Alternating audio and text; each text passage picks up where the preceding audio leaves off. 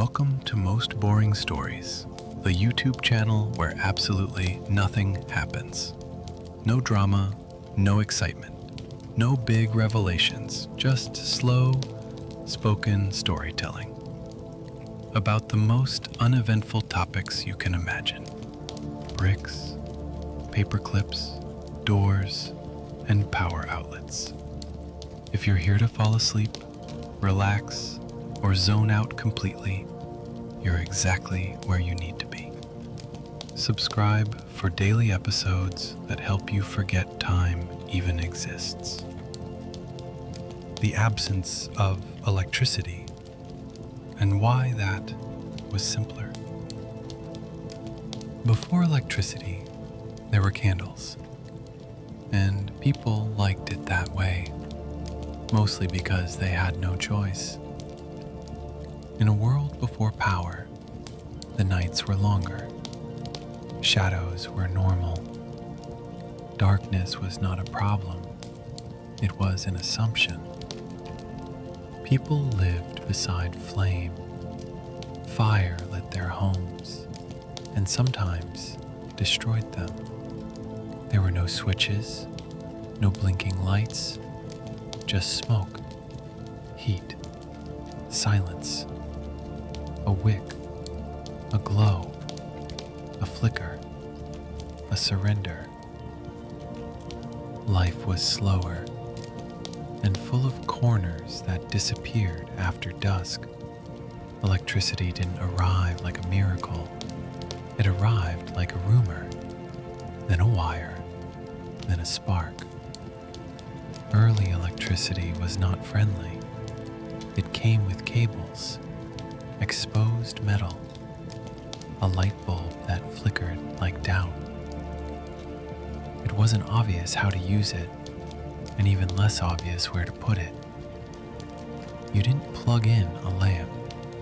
You invited it to participate. Early homes had no outlets, only junctions, wires nailed into wood. Power came from walls, but not safely.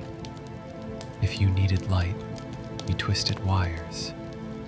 If you needed toast, you negotiated with fire. It worked until it didn't. And sometimes it didn't with sparks. Electricity had arrived, but it hadn't been invited properly. People were careful. They weren't sure what was safe. They weren't sure what wasn't. Still, they continued. Wires stretched across rooms. Power buzzed quietly beneath wallpaper, and yet no one trusted it. Someone, somewhere, asked, "What if the wall could handle this for us?" The room paused, not in excitement, in relief. They imagined a shape, a hole, then two, maybe three, a place where electricity could wait, not roam. And so, the outlet began, not because it was perfect, but because it was tired of being dangerous. Wire, danger, and the first sparks of domestic chaos. Electricity doesn't want to help, it wants out.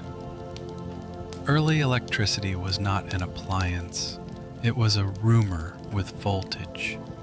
People didn't use it, they survived it. Copper wires ran along ceilings, black cords dangled near sinks. Sometimes they hummed, sometimes they didn't. Neither was reassuring. To turn something on, you found the wires. You hoped they were the right ones. You twisted them together, maybe with gloves, maybe not. You waited. Something flickered. Something smoked. And if nothing exploded, you considered that a success. Function was a temporary agreement with fate. the idea of safe power was fiction.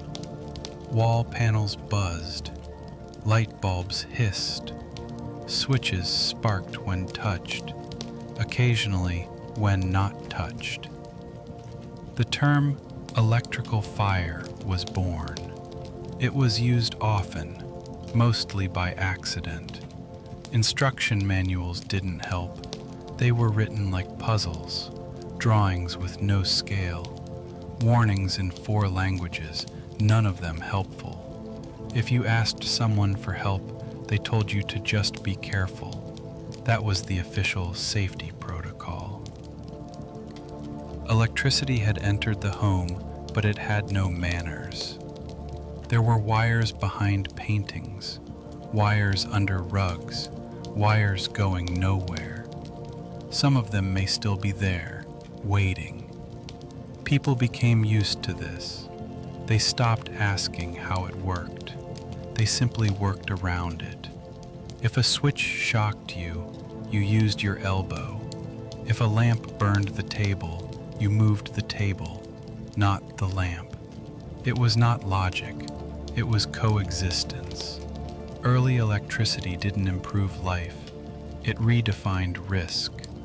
But slowly, people adapted, and eventually, someone asked, what if we had a safer place for this to go? A pause, a drawing, a socket. The first sockets. Holes, wires, hope. Electricity wanted in. The wall said, we'll see. When people first imagined power flowing from a wall, they didn't think about elegance. They thought about survival. The earliest sockets weren't designed. They were surrendered. 2 holes in the wall, sometimes aligned, sometimes not, each connected to wires that disappeared behind plaster or into smoke. You inserted a plug, if you had one, and waited for something to happen. A light, a noise, a smell. If none occurred, it was considered successful. There were no safety standards, only instincts. If it shocked you, don't touch it again. If it hummed, maybe unplug it. Or maybe just don't listen. These were the rules. Socket design was a combination of optimism and local tradition. Each country invented its own shape, its own logic, its own way to be slightly dangerous. Some plugs had 2 pins, some had 3, some had angles. There was no agreement, only the quiet understanding that everyone was wrong, just in different ways. A plug from one country wouldn't fit in another, and trying to make it fit usually involved a knife or shame. Still, the idea spread. 2 holes, a promise, a lie. Manufacturers raced to produce appliances, but not standardized ones. Each company believed their plug type was the future. None of them were right. All of them were confident. The result? Chaos in miniature. Inside homes, behind dressers, next to bathtubs. People pretended it made sense, because it was easier than asking questions. And yet, people kept plugging things in, again and again and again. Until one day, someone asked, should this be the same everywhere? The answer, of course, was no. An entry point, a pattern, a mild explosion. Standardization is what happens when everyone's tired of being wrong differently.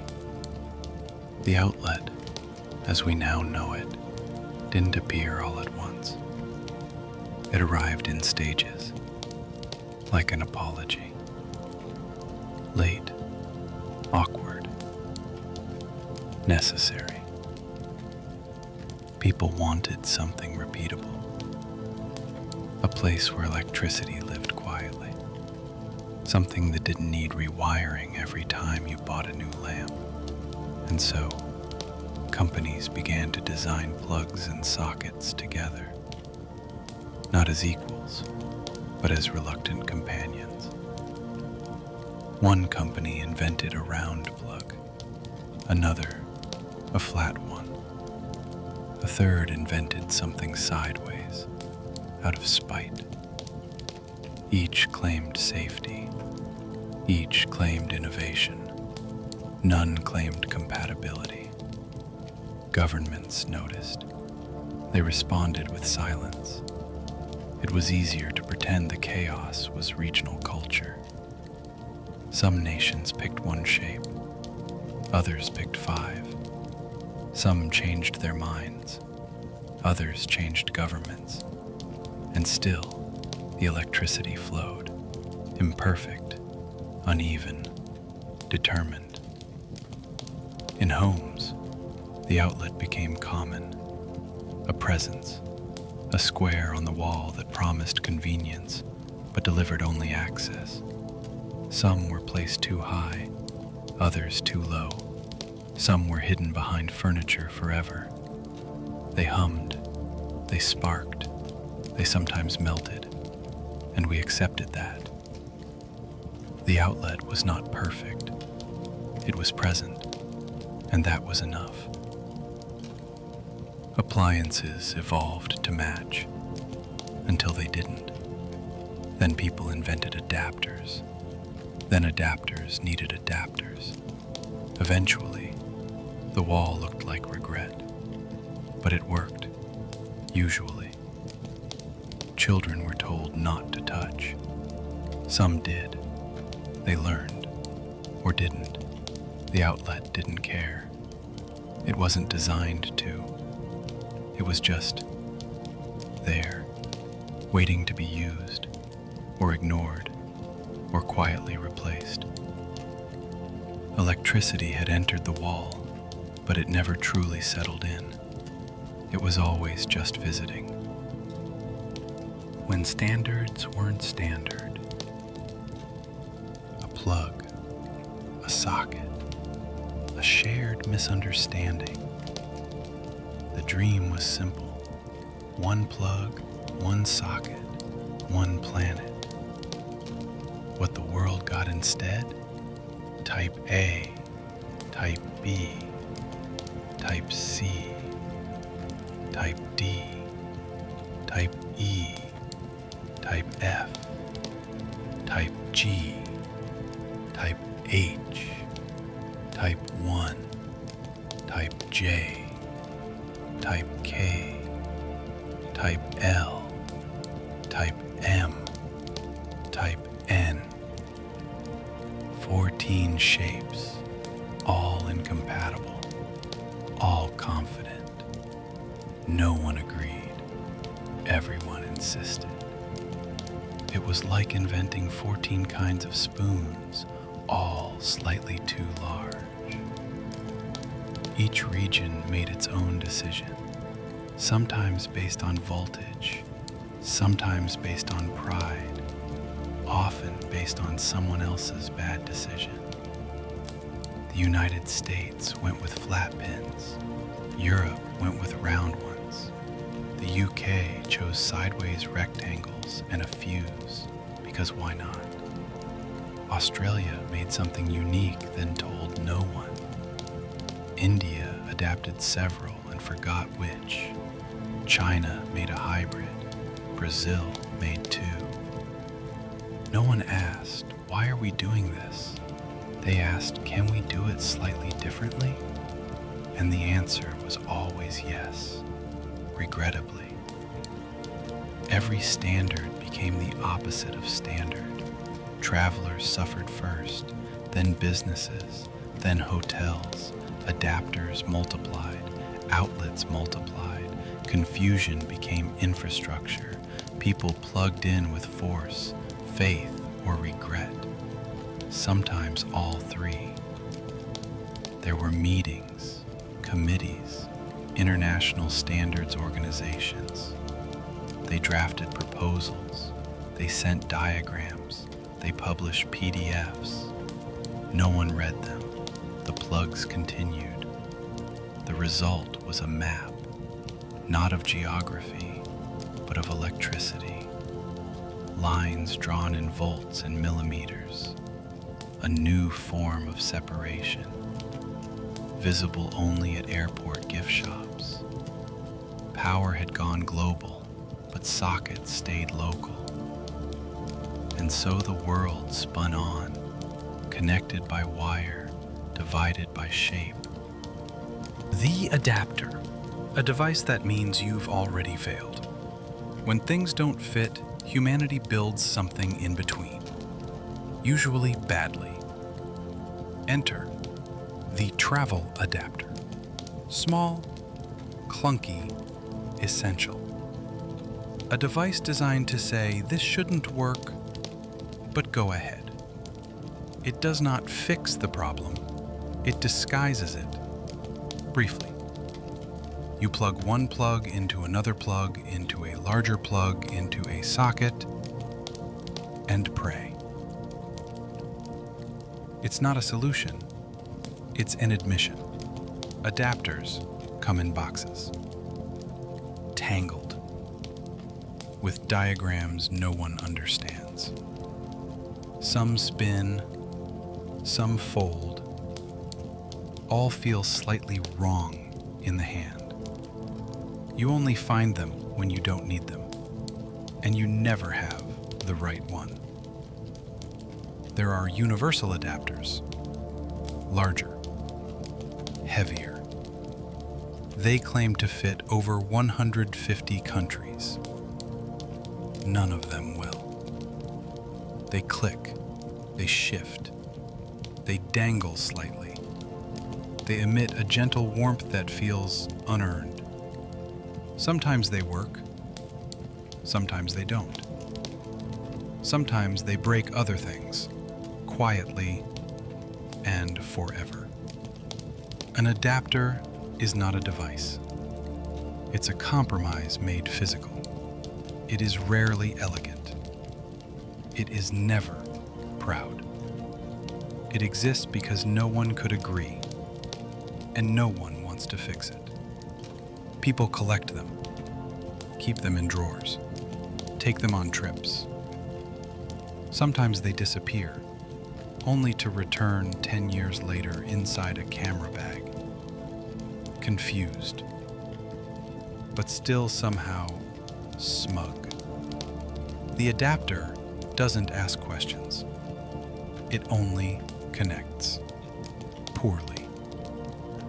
And that's more than most systems ever manage.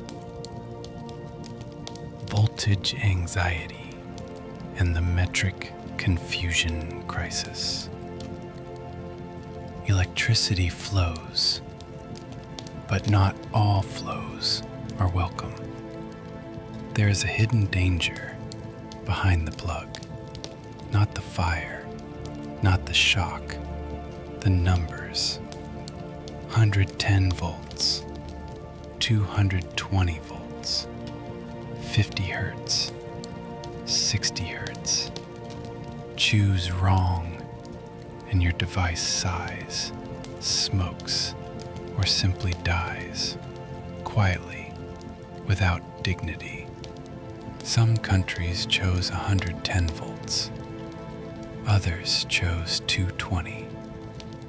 Each had reasons. None of them were good. Frequency followed. 50 hertz here, 60 hertz there. Why? No one remembers. It became habit, then doctrine, then branding. We electrified the planet, then made it incompatible with itself. Voltage converters were invented. Heavy, expensive, confusing. They hum with regret. They glow slightly when they shouldn't. Sometimes they step up. Sometimes they step down. Sometimes they do nothing, and you find out too late. Instruction manuals warned you, in fine print, in 7 languages, all equally vague.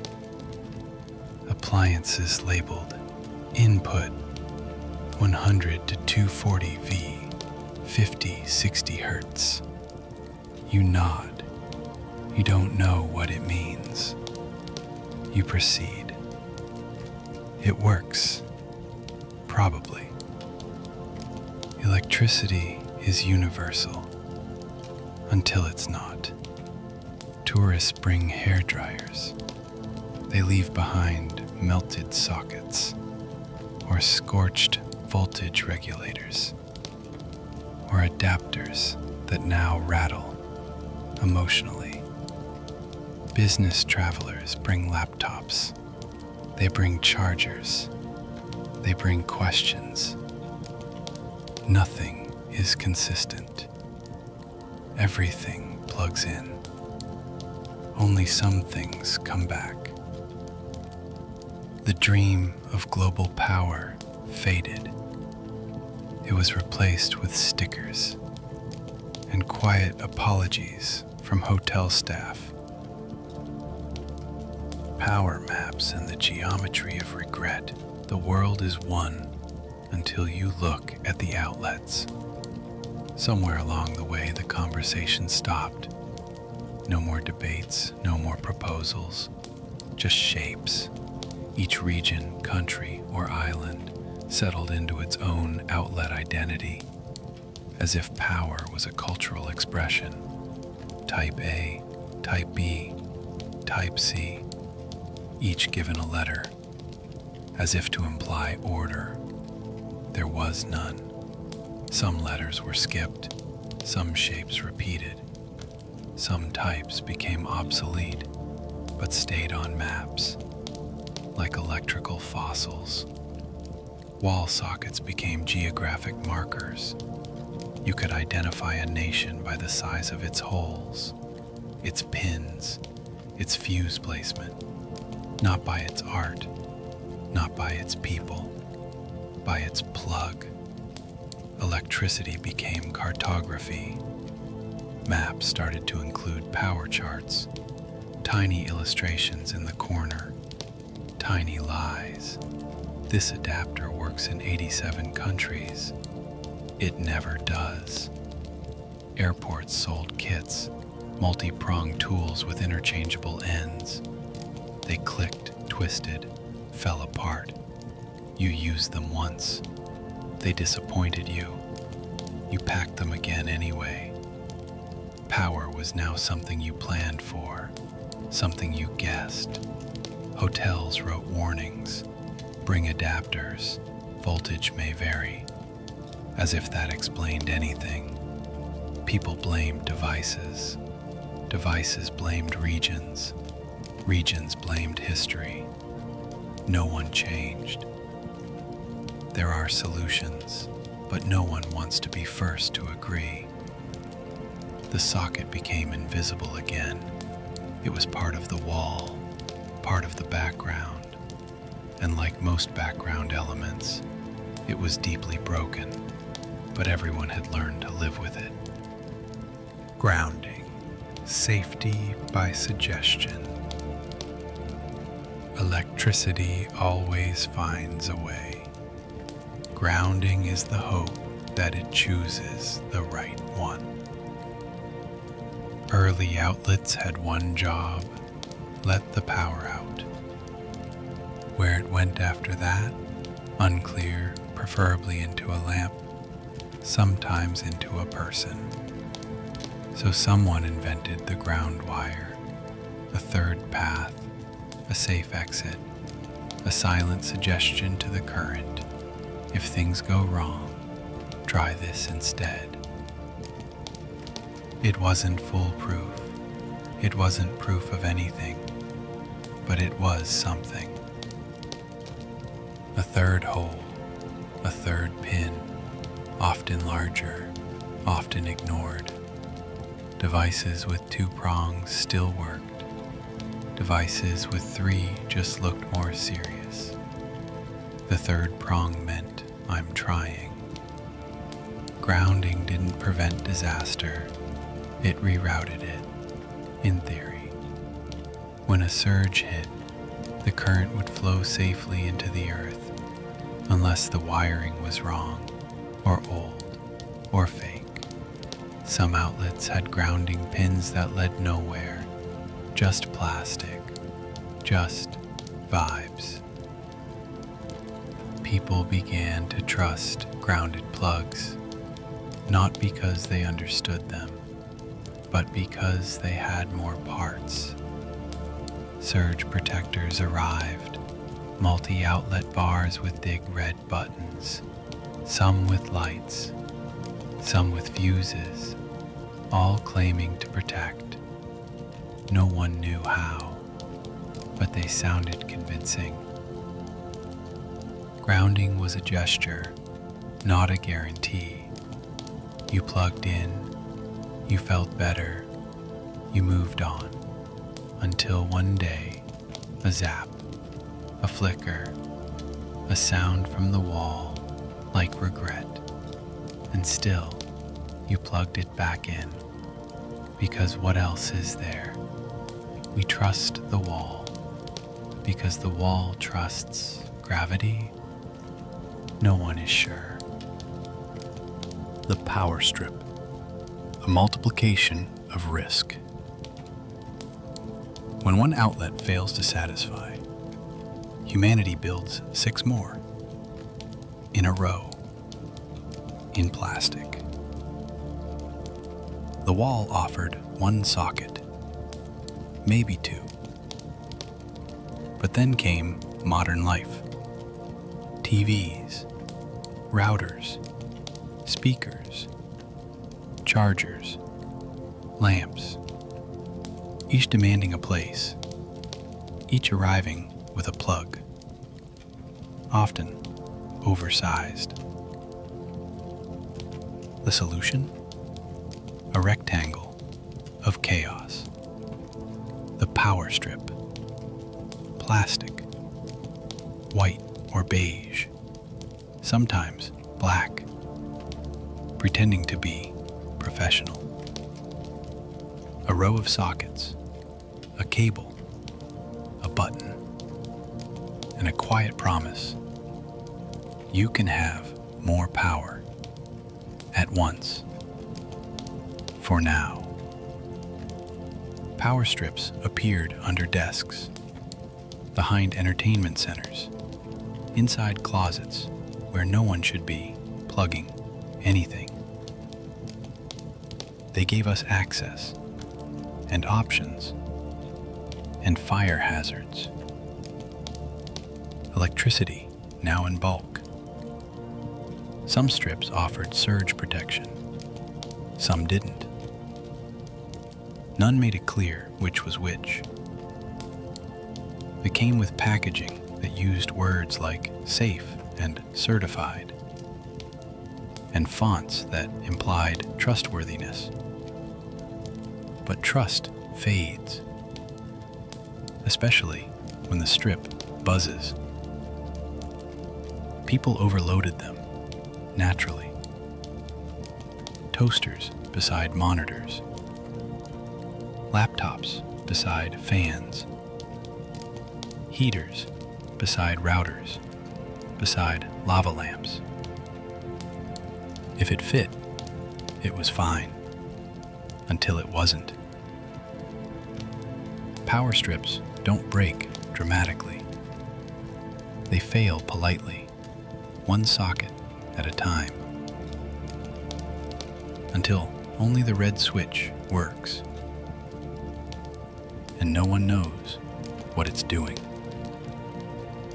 An object designed for more, that quietly gives you less. Still, we keep them, because they're there, and the wall won't grow more holes. Surge protectors, drama in a plastic shell. It doesn't stop lightning, it just wants you to believe it might. The power strip evolved, not into something stronger, but into something more anxious. The switch was no longer enough. Now there were labels.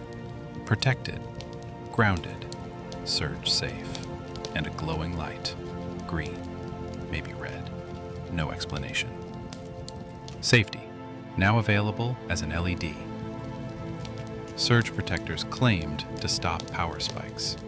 Surges, events, caused by storms or grid failures or neighbors doing something very stupid with their electricity. But how? No one could say. The packaging used words like joules and absorption. No one looked them up. The higher the joules, the better. Presumably, definitely, hopefully, you plug in your devices. TV, computer, external hard drive, all the things you don't want to lose, and you trust the strip. Because it glows, because it has a switch, because it said premium. Then the power goes out. Then it comes back. Everything turns on, except the protector. It has sacrificed itself, or decided to retire. No one knows. A surge protector dies how it lived. Quietly, without confirming if it ever worked. You replace it. Maybe with a better one. Maybe with the same one. The cycle continues. In truth, it may have done nothing. Or it may have saved your entire setup. It will never tell you. Because it was never designed to tell you. Wall plates, screws, and the aesthetic of indifference. Form follows function, but in the case of outlets, it mostly gives up. Look at a wall outlet. Really look. What you'll see is a rectangle. Beige, off-white, once white, never quite white again. Framed by a plate, sometimes plastic, sometimes metal, always slightly crooked, and two screws, one at the top, one at the bottom, each showing how little the wall truly cares. No one designed it. It simply happened.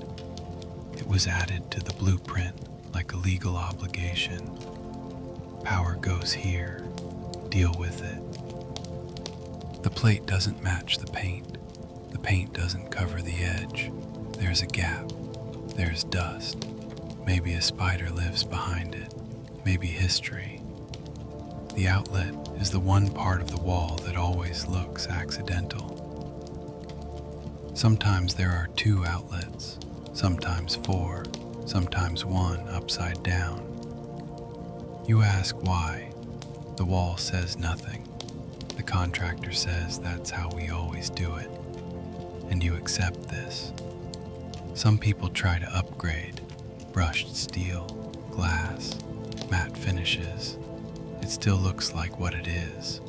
A place where wires live and occasionally escape. Modern outlets come with USB ports, or LEDs, or smart features, but they still look tired because they know how this ends. Behind them, a nest of cables, dust, decisions made under budget pressure. In front of them, a device waiting to be charged, again, forever. The outlet is not ugly, it's just unconvinced it needs to try. The rise of the office outlet. In the beginning, there was one socket. Then came meetings. Homes had a few outlets, kitchens, maybe two, bedrooms, one, bathrooms if legally required. But offices? Offices needed more, because everything in an office wants power, and none of it ever has enough.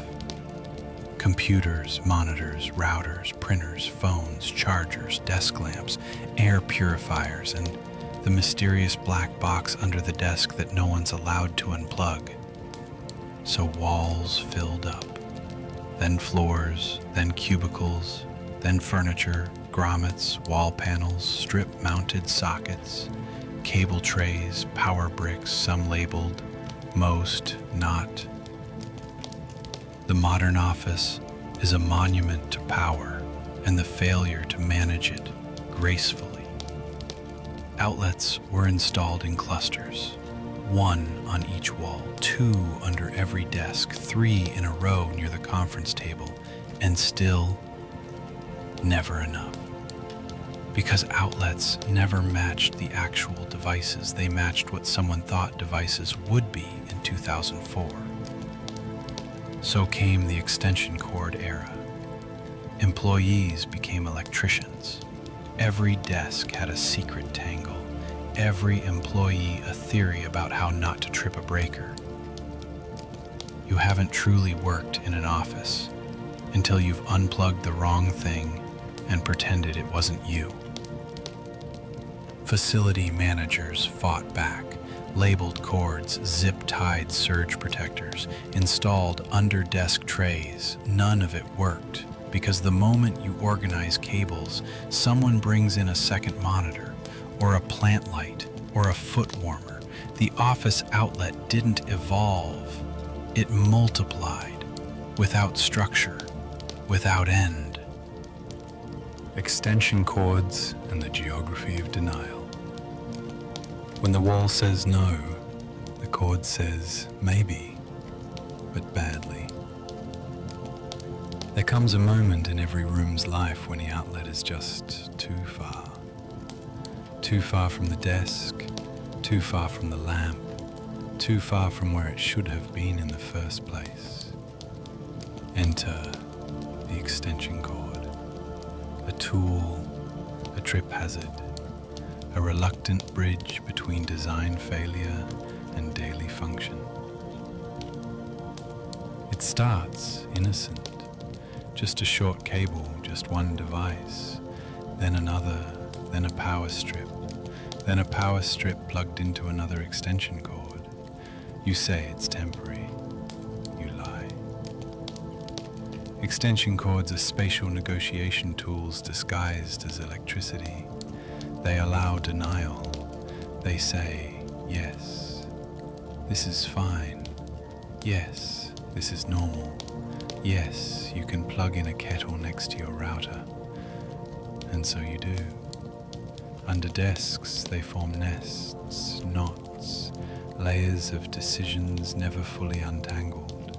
They collect dust and shame and crumbs from meetings that should have been emails. Sometimes someone trips.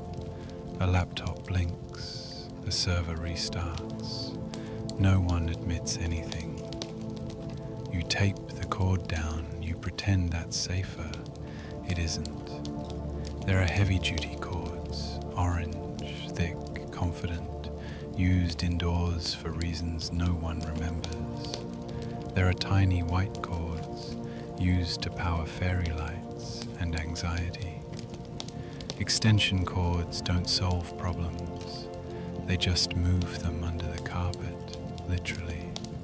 And yet, they remain. Because redesigning the room is harder than pretending it's fine. The outlet behind the sofa, a philosophical dilemma. Some outlets are not meant to be used, only remembered. Every home has one. That one outlet tucked behind a sofa, or a wardrobe, or a large, immovable object chosen before anyone thought about electricity. You know it's there. You've seen it once while moving in, before the furniture arrived, before the outlet disappeared from history. It's probably functional, probably, but it's also inaccessible, unreachable, and completely blocked by a piece of furniture held together by gravity and regret. This outlet has potential, just not practical access. To reach it would require moving something heavy, delicate, possibly cursed. You'd need help or tools or the kind of motivation usually reserved for fire alarms and existential crises. So you leave it unused, unplugged, unbothered, until one day you need it. Just one more outlet, just one more place to charge, just a little more power. You consider it. You move the sofa slightly. It resists. You shift the angle, lean, twist, stretch your arm into the darkness. You find dust, a coin, a charger you lost 3 years ago. And then the outlet, still there, still dusty, still judging you. An outlet unseen becomes an outlet mythologized. You plug something in. It works, mostly. Then the plug wiggles loose. You push the sofa back. It pinches the cord.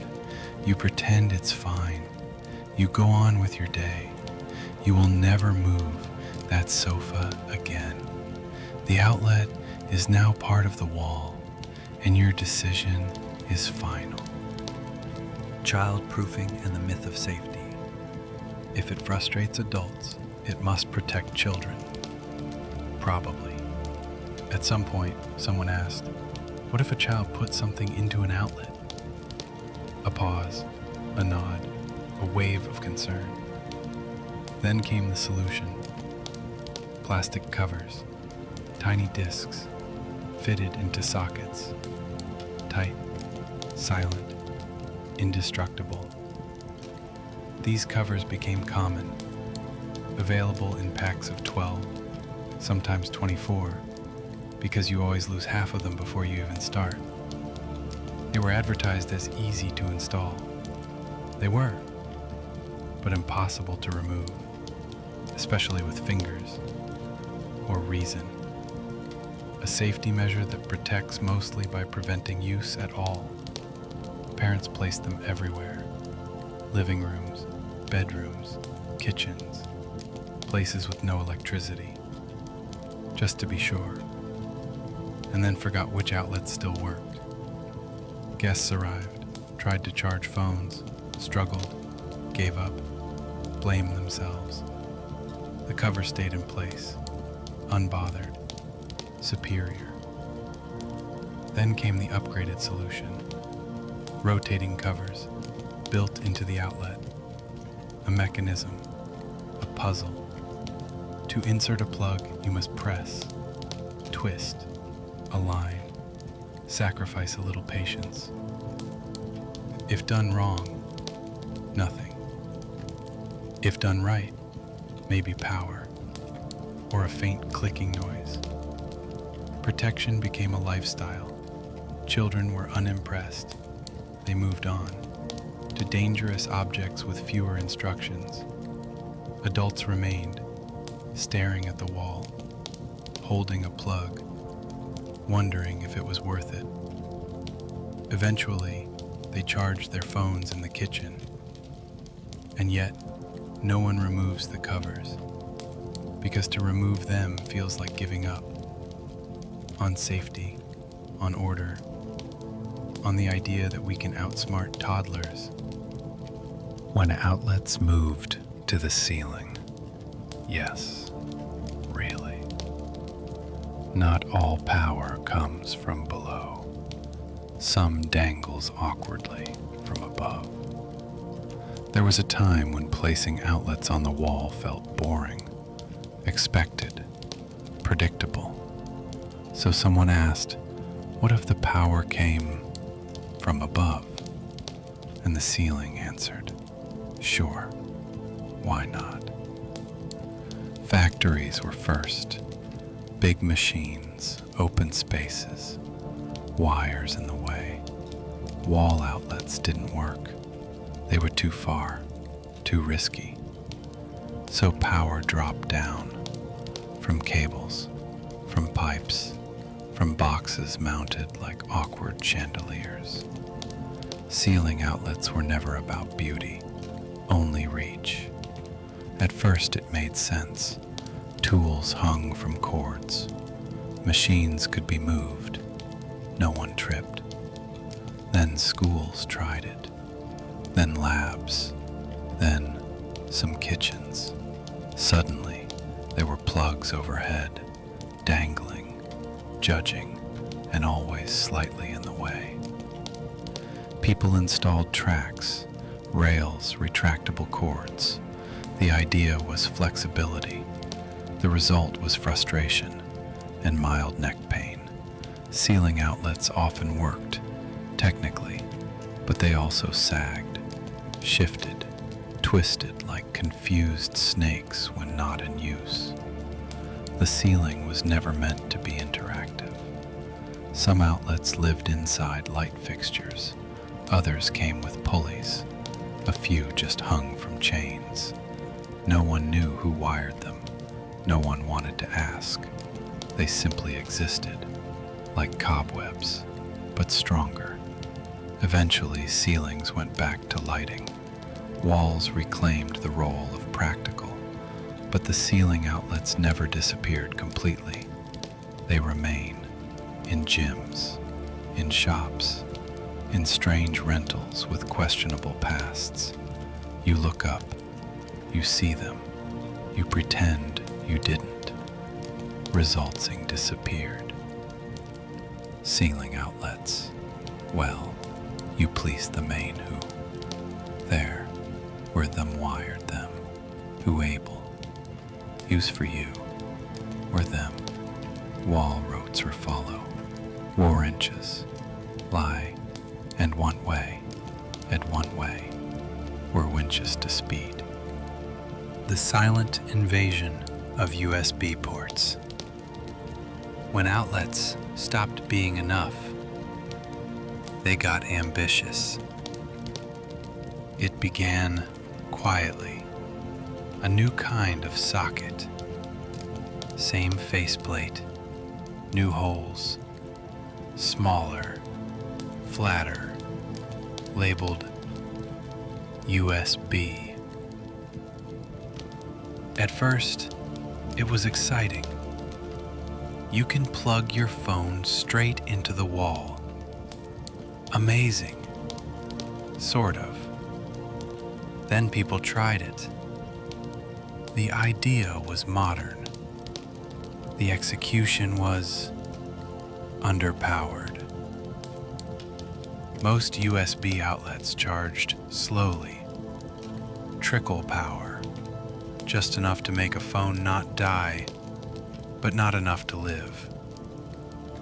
Overnight charging? Sure. Charging before your meeting in 20 minutes? Not a chance. They were convenient until they weren't. Some worked for one model of phone, others didn't. Some broke after 1 year, others kept going, quietly eroding your battery health in ways you'd never confirm. The wall was no longer just a delivery system. It was a device. And devices, unlike walls, go obsolete. USB-A became USB-C, then fast charging, then supercharge ports that looked the same but silently judged your cable. The outlet evolved, but not fast enough. Now homes have USB-A ports in the kitchen, USB-C in the living room, no USB in the bedroom, and adapters to solve all three problems badly. The wall tried to help, but didn't check what year it was. Most people still use a plug, an actual charger, because they trust it more than the wall, even though the wall insisted, you don't need that anymore. We do. We always will. Smart plugs and the illusion of control. If it connects to Wi-Fi and doesn't work, it's probably a smart device. Once outlets delivered power, nothing more. Then they evolved. Then they connected. Then they began to speak or blink. The smart plug arrived with promises. You could control it from your phone, schedule it, name it, integrate it into a system with 7 other devices you also don't fully understand. You could turn on a lamp from a different room or a different country, assuming the app opened. It rarely did. The smart plug doesn't make the outlet smarter, it just adds another point of failure. They connect via Bluetooth, or Wi-Fi, or a hub that connects to another hub that connects to a cloud service that is currently down. You try again. You unplug. You replug. You reset your router. You reinstall the app. You give up. The light is still off. Some plugs require accounts, passwords, two-factor authentication to turn on a toaster. You receive an email. New login detected. It was you. It's always you. Smart is not the opposite of stupid. It's the opposite of simple. When it works, it's fine. For a while. Until the firmware updates. Or doesn't. Then one day, the smart plug forgets who it is and what it's supposed to do. It sits there, blinking, waiting. So do you. Eventually, you replace it with a dumb one, a regular plug, a switch, something that doesn't think but works. Wireless charging. Progress or just a warm surface? We wanted magic. We got mild heat and blinking lights. Wireless charging promised freedom. No cables, no clutter. Just place your phone on the pad and let it drink power from the air. That was the dream. The reality, you place the phone, it lights up, you relax. 5 minutes later, it's still at 17%. The wireless pad does not charge. It contemplates. Alignment matters. Millimeters. Off by a little, and nothing happens. Or worse, it charges, then uncharges. In rhythm, like a slow, passive-aggressive heartbeat. You shift the phone, it beeps, then not again. The pad is warm. The phone is warm. Your expectations cool. Some chargers work faster if they're powered by the right adapter, with the right cable, in the right outlet, using the right case, on the right model, on a good day, not too hot. So, almost never. Wireless charging isn't wireless. It's just you who are holding nothing. People leave phones on these pads overnight, trusting them, believing in invisible energy. Sometimes it works. Sometimes they wake up to 23%. There are car versions that wobble and stop charging when you turn left. There are desk versions built into furniture that no one uses because they're never quite in the right spot. The technology will improve, they say. But for now, the pad stays there, warm, smug, slow. You still use a cable, quietly, shamefully. And the pad forgives you because it knows you'll come back eventually. Outlet placement in rental apartments, a tragedy in 3 acts. Some walls were made for outlets, others simply received them. Act 1, Discovery. You move in. Empty rooms, fresh paint, hope. Then you look around. Where are the outlets? There's one. Far corner, behind a radiator. Another in the hallway, for no reason. Next to the floor. You check the bedroom. Just one. placed precisely where no furniture will ever go. You laugh, then you cry, quietly, behind a box labeled extension cords. Act 2, negotiation. You place your desk, then your lamp, then your regret. The nearest outlet is across the room. You run a cable. It cuts the space in half. Now your apartment has a trip line. You tape it down. You pretend that works. It doesn't. Rental design is not about comfort. It's about plausible deniability. You plug in your TV, but the router only reaches the kitchen. So the cable crosses the doorway forever. You buy a longer cable, then another, then zip ties, then surrender.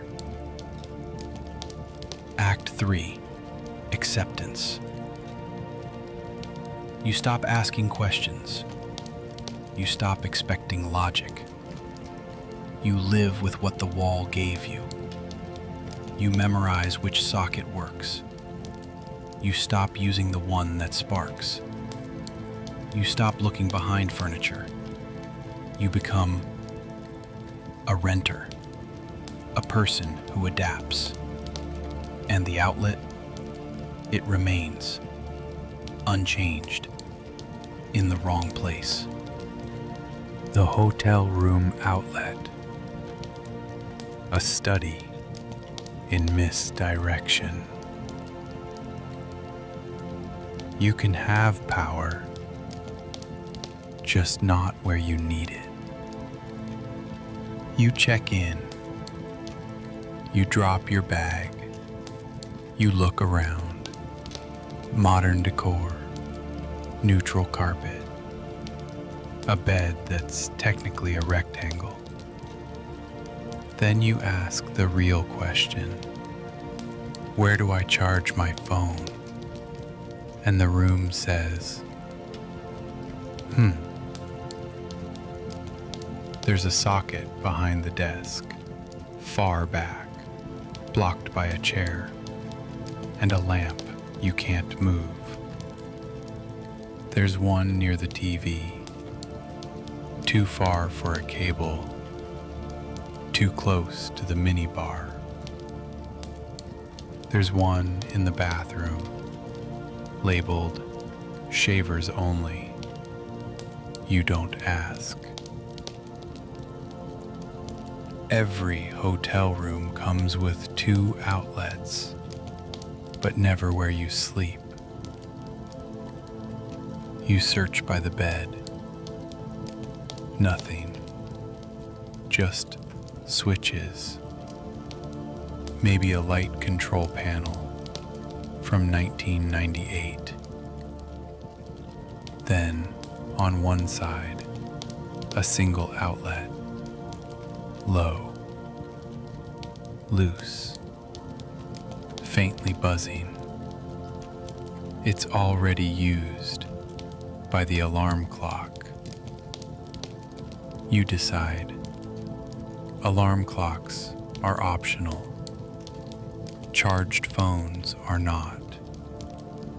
You unplug it. You charge your phone. You wake up late. On the other side of the bed, no outlet, just wall. Which side are you sleeping on?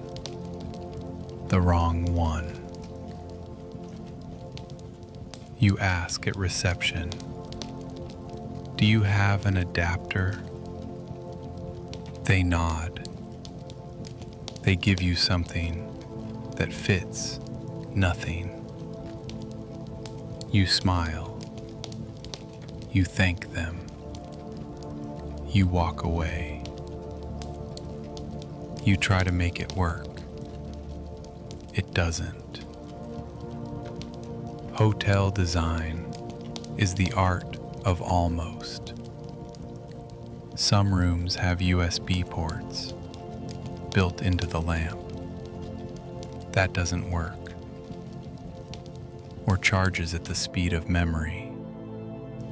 You give up. You plug into the TV.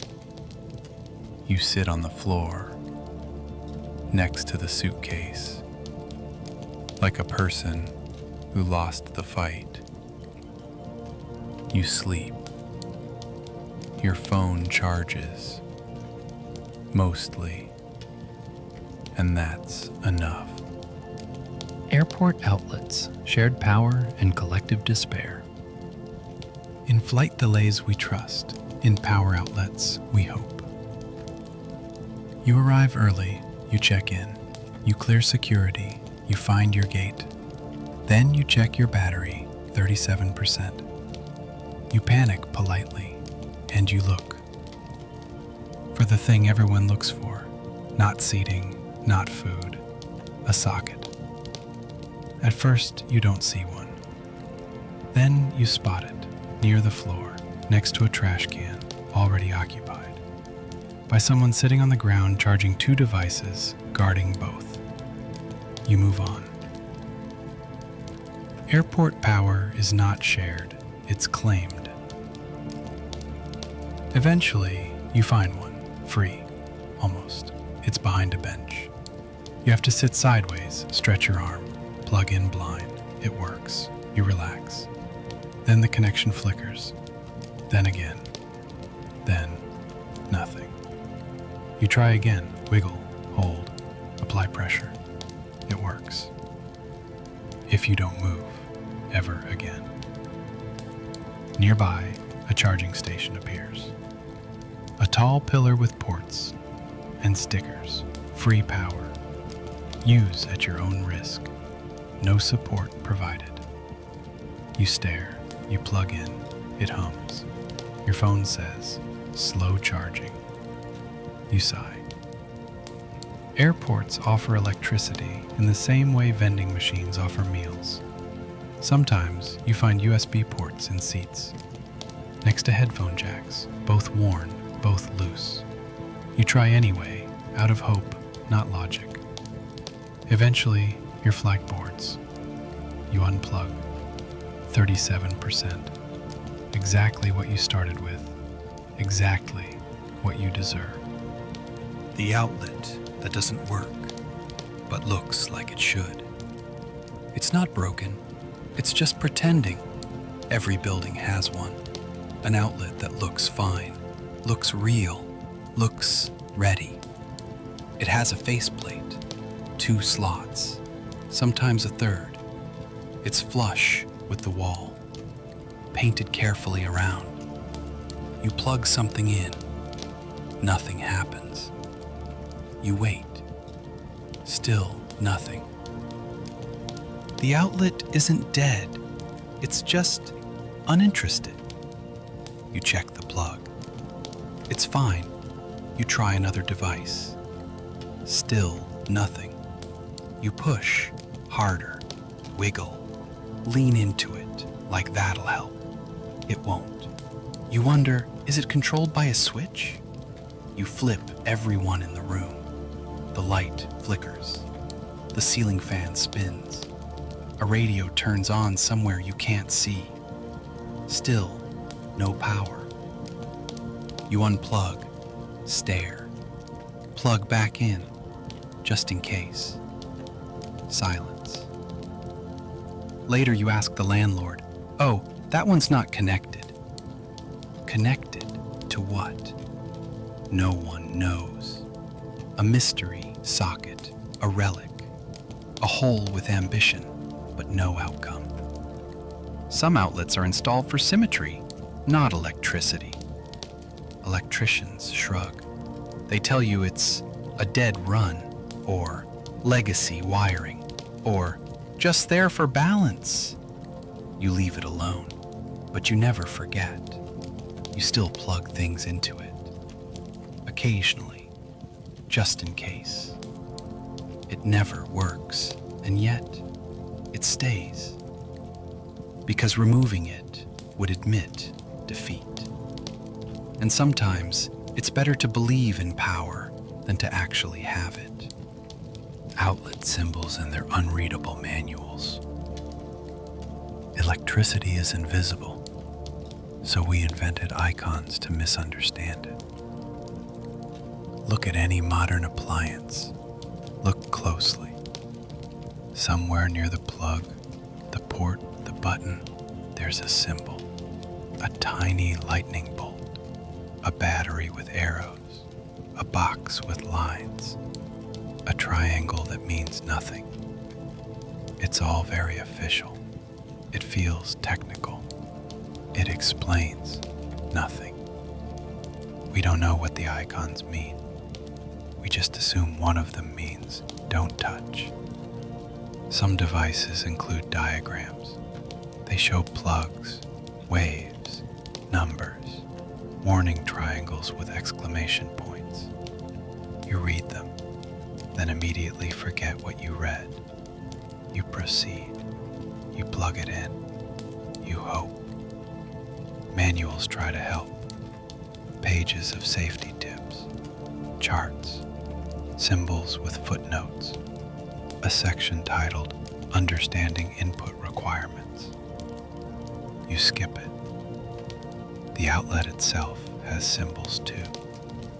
GFCI, RCD, 15A, 240V, a button labeled Reset, which never seems to do anything.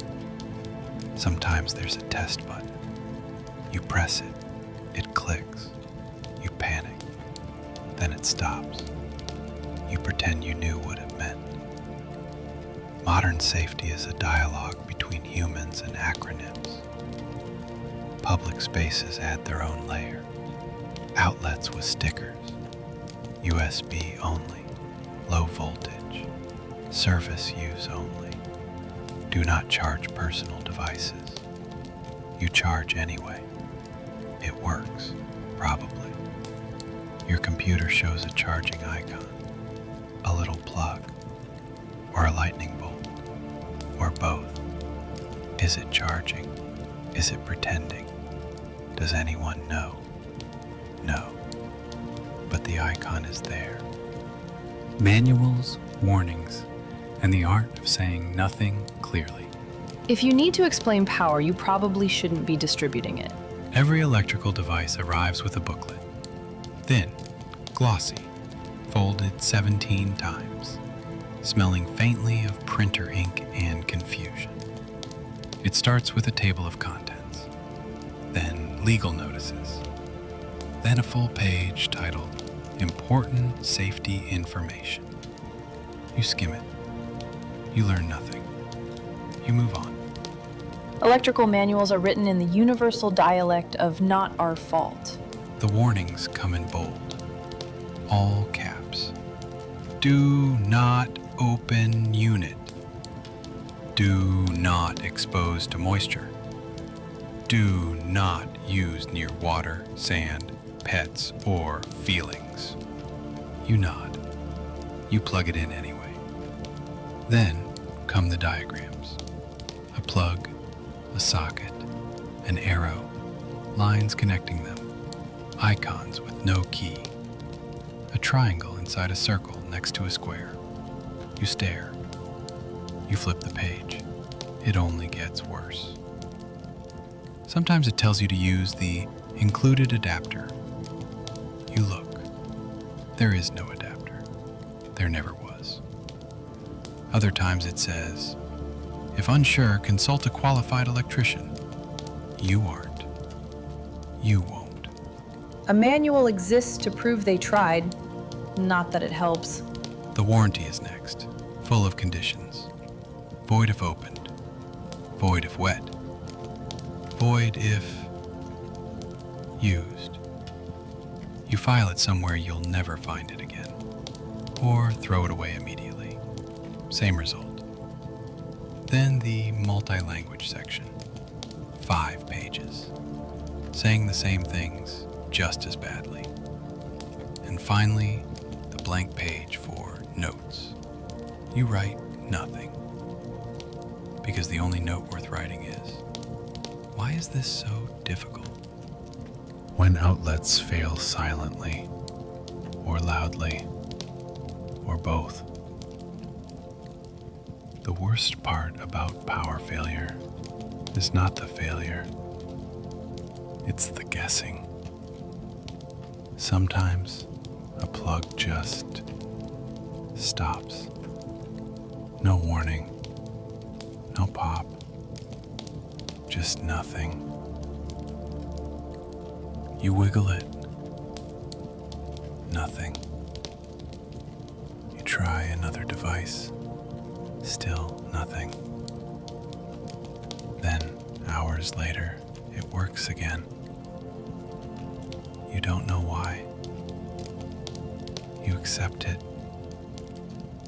You move on. You tell no one. Other times, there's a sound, a soft hum, a high-pitched whine. The kind of sound you can't locate, but you feel in your teeth. You ask around.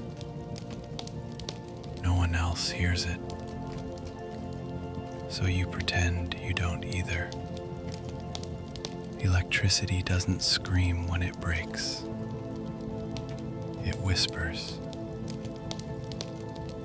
Some surge protectors have alarms, beeping, flashing lights, a red button labeled reset that does nothing.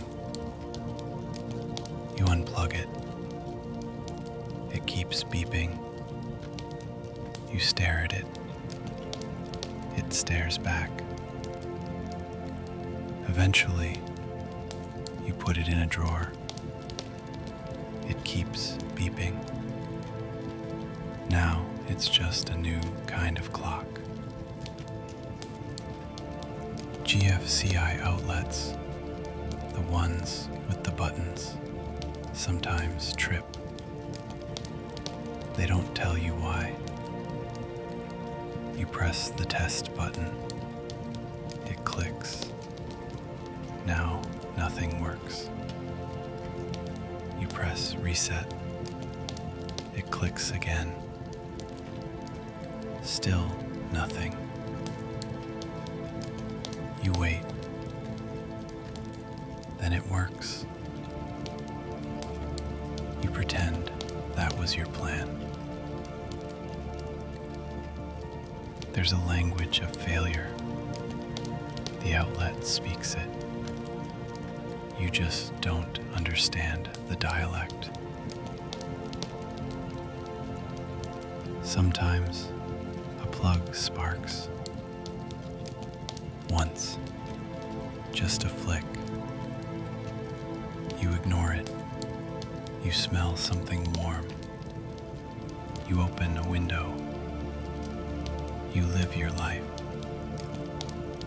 Weeks later, the socket is blackened, but you still use it because it still works.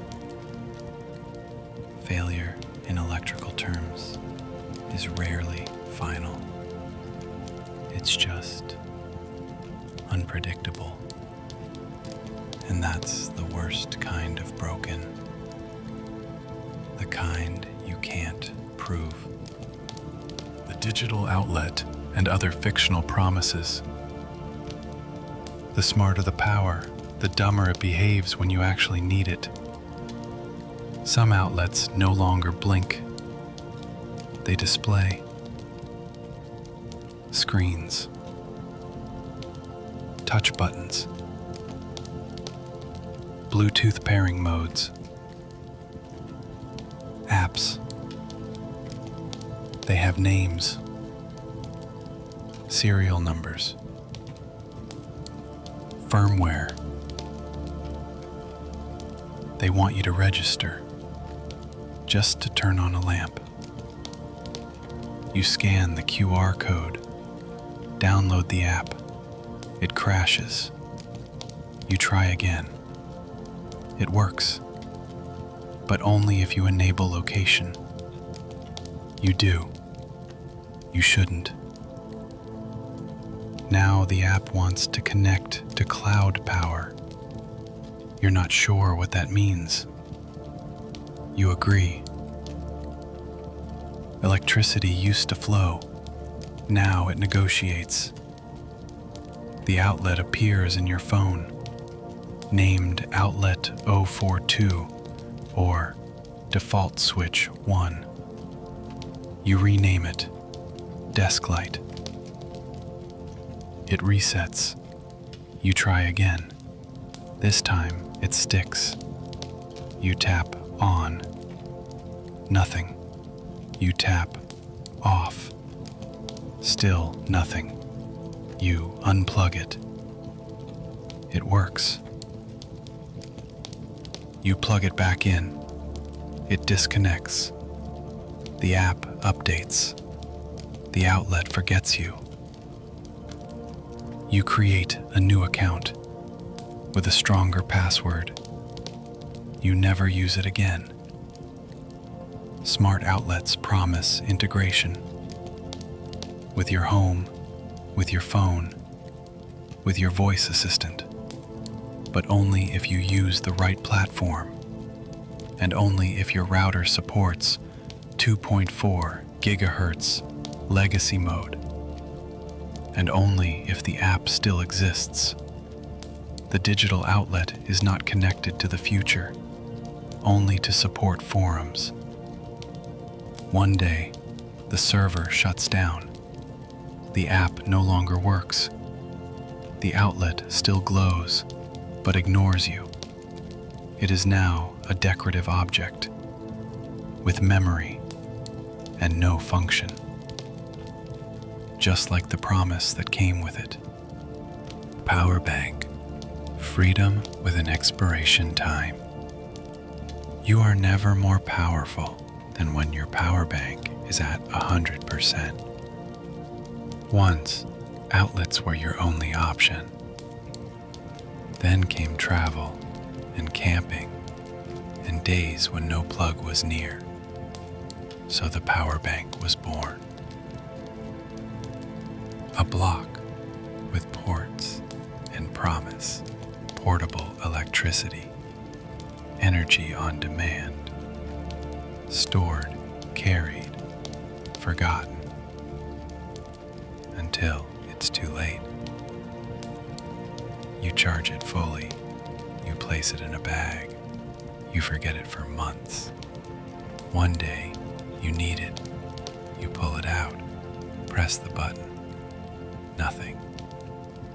A full battery is a temporary truth. Power banks have lights. 1, 2, 3, maybe 4. Each one telling a different story. None of them accurate. You plug it in. Your phone says charging. You feel relief, briefly. 20 minutes later, 8%. The light blinks, then fades. You are alone again. There are large banks with high capacity, heavy, warm. They charge laptops, they power lights, they require their own charger, which you forgot. There are tiny banks. They fit in pockets. They charge 11%, just enough to open maps and realize how lost you are. The power bank is honest. It gives you exactly what it has, which is often not enough. You start checking percentages constantly, on your phone, on the bank, on your life. You become a person who carries 2, then 3, just in case. You start asking, anyone have a USB-C cable? You start judging people who don't, and still, somehow, they all run out at the same time. Because you forgot to charge the thing that was supposed to help you when everything else ran out. Public outlets technically allowed, emotionally complicated. You may plug in, but must you? You enter a cafe, tired, low battery, coffee in one hand, cable in the other. You scan the walls. There it is, a socket, half hidden, unloved, but real. You approach. You hesitate. Is it for customers? You are a customer. But is it okay? A public outlet is not just electricity. It's a performance. You plug in, quickly, like stealing. You sit near it, but not too close. You pretend it's incidental. Others see you. Some look away. Some envy you. One makes a note to sit there next time. You drink slowly, out of guilt. The phone climbs to 42%. You think about leaving, but the charging isn't done, and neither is your conscience. Then an employee walks by. They see the plug. They see you. Nothing happens, but everything does. You smile. They don't. Some public spaces offer dedicated charging stations, tall, awkward, metal trees with USB ports, always sticky, always slightly buzzing. You stand there holding your phone, awkward, exposed, waiting. Charging in public is a moment of forced stillness. Sometimes you find an outlet in a library. You feel better about it. Books are there. Silence helps. But the plug is loose. The chair is metal. Your bag falls over. Still, it works. For a while. Then someone coughs. You panic. You unplug. You leave. 47%. You tell yourself it was worth it. It wasn't. But it was free, which in public feels close enough. Shared outlets and unspoken agreements. Electricity may flow freely, but access is always political. There's one outlet, two people need it, neither speaks. You make eye contact, they look away. You both hover. One of you pulls out a charger, the other nods, silently accepting defeat. You plug in. You both pretend it's normal. Sharing power is not about generosity.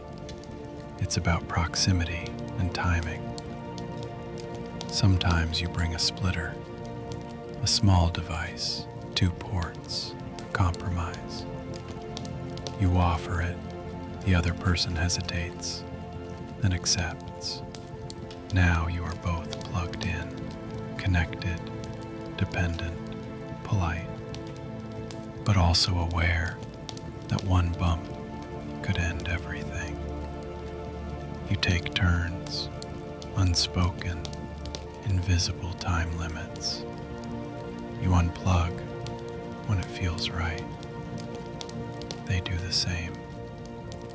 No one says thank you. No one says done. It's a quiet dance of restraint and anxiety. At airports, this happens often. Someone unplugs your device to charge their own.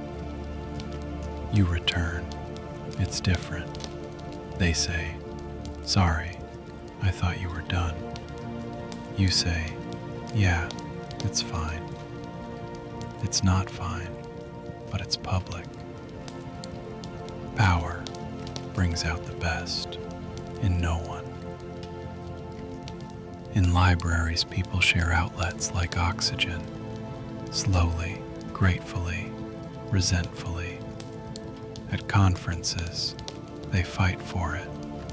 Cord wars beneath chairs, extension cables stretched across ballrooms, risking lawsuits in the name of 14%. Sometimes you're the one with power, fully charged, adapter in hand. Someone asks, "Mind if I use that?" You do, but you say, "Sure." They thank you. You nod. Inside, you begin counting seconds. Coin operated, app control, and emotionally unavailable. Electricity is free, access is not. You find a socket. It's locked, covered, or hidden inside a kiosk that calls itself a charging station. You approach. It lights up. A screen greets you. "Welcome. Please pay to begin." You hesitate. It doesn't. The options: coins, card, QR code, membership, app download. You reach for coins. It only accepts exact change. You don't have any. You try your card. Declined. No reason given. You scan the QR. It sends you to an app. The app crashes. You try again. It wants your email and your birthday and access to Bluetooth. You agree. Still nothing. You came for 30% battery. You stayed for 15 minutes of digital onboarding. Sometimes the screen shows a countdown. You get 10 minutes, maybe 20. Then it stops, mid-charge. You can't restart it unless you pay again. You do. It restarts. Your phone remains at 19%. Other times, the ports are covered with plastic or shame, labeled "staff use only." You consider ignoring it. You don't. You stare. You move on. In some places, the power is free but requires activation.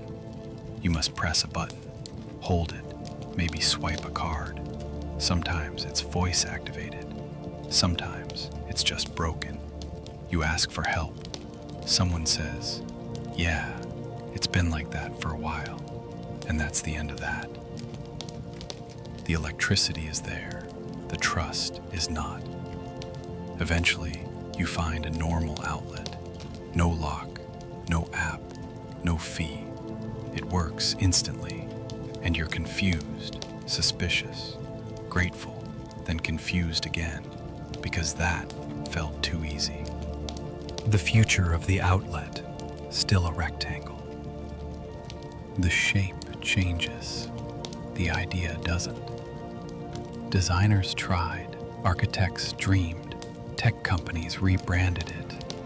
The outlet, now sold as modular, minimal, intelligent. Same two holes, same current, now with a soft glow LED ring and a name like Power Port.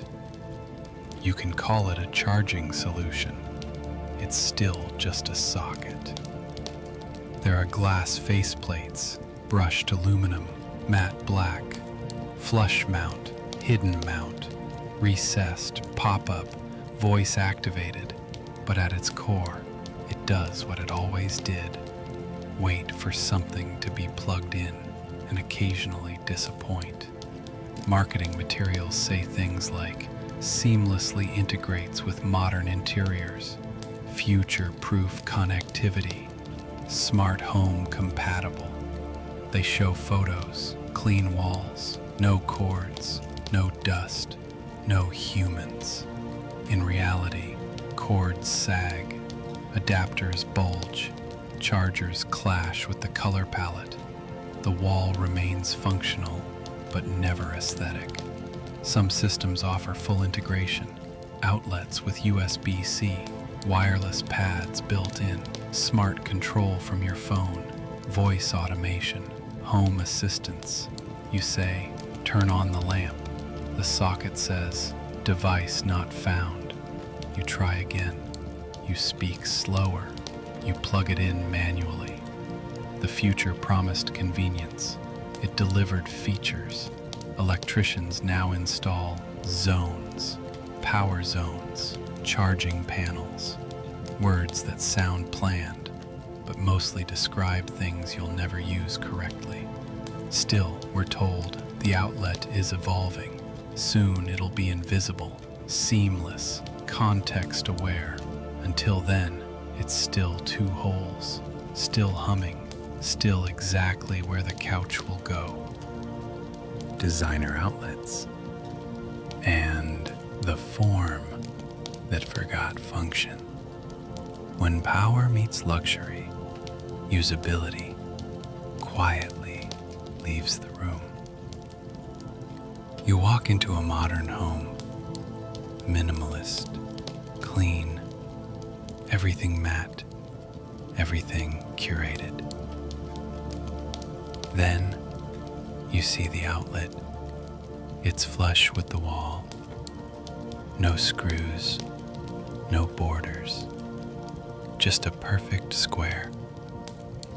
So perfect, you almost miss it. You admire it, then try to use it and realize you can't. Design outlets are meant to be noticed, not touched. The holes are too tight, the angle's wrong, the charger doesn't fit unless you twist it just so, and even then it sits there, awkward and sideways, ruining the visual harmony it was meant to preserve. There are vertical outlets, hidden outlets, outlets that rotate, retract, or glow faintly with purpose. None of them solve the basic problem. You still need to plug something in. Double sockets? Yes, but spaced so closely you can't use two large chargers at once. USB-C beside USB-A? Sure, but only one provides fast charging. Guess which? You guessed wrong. The more expensive the outlet, the fewer things it's compatible with. Instructions suggest using matching cables. The manufacturer sells them. They cost more than your headphones. You try a third-party charger. It doesn't fit or works, but only sometimes. You go back to using the kitchen outlet, the normal one with paint on the edge. It works. Designer outlets promise elegance, but what they really offer is a way to feel guilty for needing electricity in a space designed to look like no one lives there. Combo ports and the wall that does too much. You wanted power. The wall gave you options. Modern walls no longer stop at electricity. Now they offer everything. Ethernet, HDMI, coaxial, audio out, audio in, USB-A, USB-C, SD card slots for reasons no one can explain. At first, it feels futuristic, like living in a showroom or a luxury RV. You see a panel with 8 ports, each labeled, each ready. You get excited, then confused. The more functions a wall offers, the fewer of them you will ever understand. You try the Ethernet port. It doesn't work because You don't have Ethernet because it's 2025. You try HDMI. It's the wrong version. You need an adapter. You find it. It doesn't help. You try the speaker ports. They work, but the sound only comes out of the left side. You pretend that's intentional. USB-C, yes, but only for data, not power. USB-A, yes, but only 5 volts, 1 amp. Charging speed, eternal. Some of the ports are blocked with stickers, labeled future use. You peel one off. Behind it, nothing. You call support. They tell you the ports were wired to another room.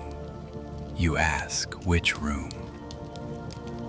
They say, no one remembers.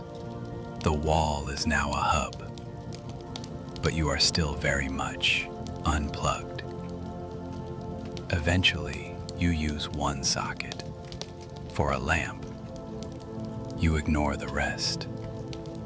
They blink occasionally, or hum, or remain silent. You tell guests, yeah, this is a smart wall. They nod. No one asks what that means. You're relieved. The outlet that promised to be future-proof. The only thing less predictable than the future is the wiring behind your wall. Some outlets arrive with confidence. They claim speed, stability, adaptability. Their next gen.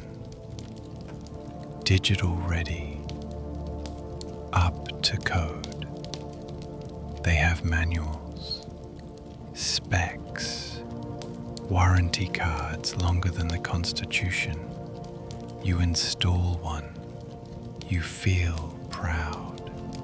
Then you plug in a hairdryer. The power cuts out. The future is fragile when routed through drywall. These outlets support fast charging until they don't. They support USB-C, but only one port, and only for phones made after 2022. They come with surge protection, which trips when you use a blender and the toaster at the same time, in the same zip code. You were told you won't need to replace this for years.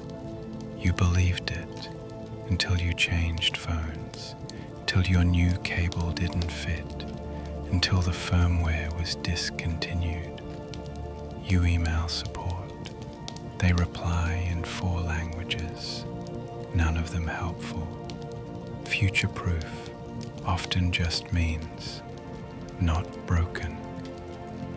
Yet, the outlet still works, mostly, as long as you don't use high wattage appliances, or cold weather, or guests. You try to upgrade. You find out the wiring's too old, the walls too shallow, the budget's too small, so you keep it. You learn to live with the flicker, the occasional spark, the sound it makes when the microwave is on. The outlet hasn't failed, but it hasn't succeeded either. It exists in a state of quiet compromise, like the future itself. The loose socket. Still working. somehow. It's not detached, it's just done trying. You notice it one day, a socket, barely holding on, tilted, one screw missing, the other spinning in place like it's thinking about quitting. It still works, technically. You plug in your charger, it sparks. You flinch, but the phone charges, so you accept it. It's not broken, just too tired to be secure. The wall plate wobbles. You push it. It moves. Too far. Behind it, crumbs, plaster dust, forgotten intentions. You tell yourself, I'll fix it. You won't. You avoid looking at it directly. It feels private, like catching someone mid-breakdown.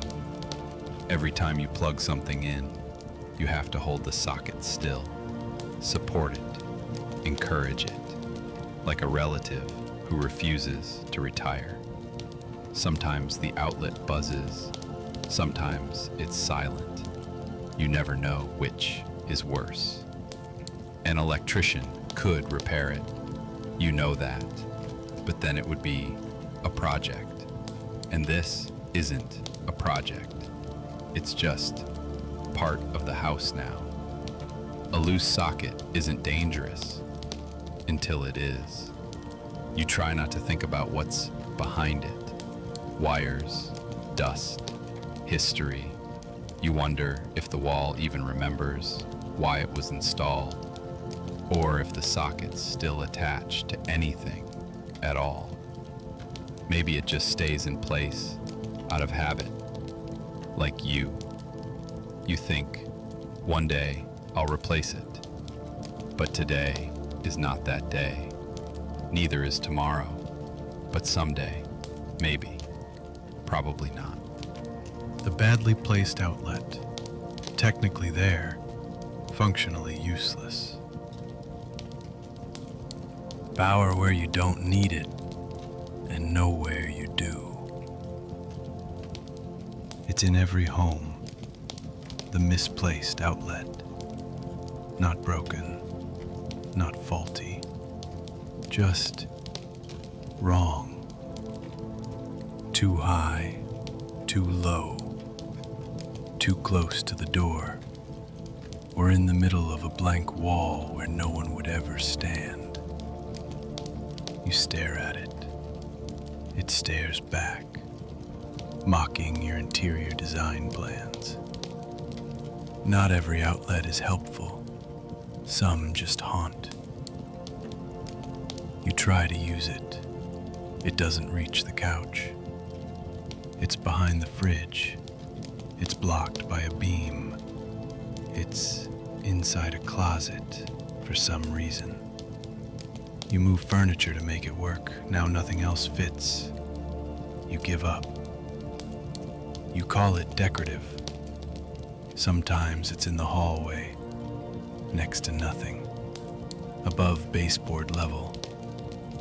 Maybe it was meant for a vacuum. Maybe it was just leftover wire.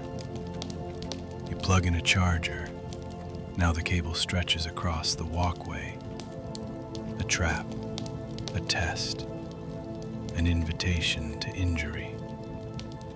You remove it. You whisper an insult to the outlet. It deserves it. It's not where it is, it's where it isn't that matters. There are outdoor outlets placed behind bushes, garage outlets on the ceiling, bathroom outlets beside the towel rack, but not the sink. You tell yourself, someone thought this through. You know that's not true. Over time, you stop noticing it. You build your life around its absence. You live beside it, but not with it. It remains unused, unplugged, uninvited, but still there. Because someone, somewhere, once said, yeah, That looks fine. The beautiful outlet that never worked. Installed with care, connected to nothing. It's perfect. Clean, flush with the wall, edges sharp, no dust, no scratches. It looks trustworthy, confident. You plug something in, nothing happens. You check the plug, it's fine. You try another device, still nothing. The outlet remains unfazed, unbothered, unpowered. Some sockets aren't broken, they're just decorative.